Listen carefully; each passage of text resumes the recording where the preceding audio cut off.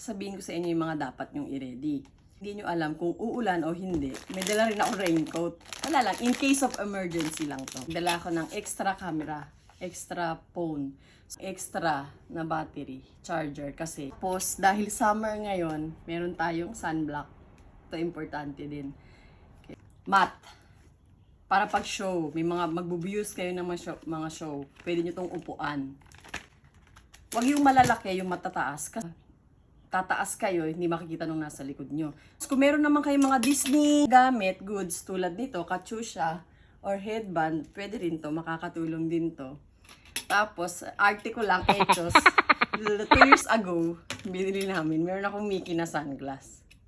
Magdala rin kayo ng cash or card, kasi yun yung mga pwedeng payment sa Disney Sea, or PayPay.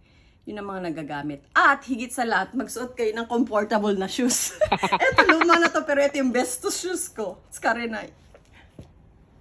Magdala kayo ng water, bottled water.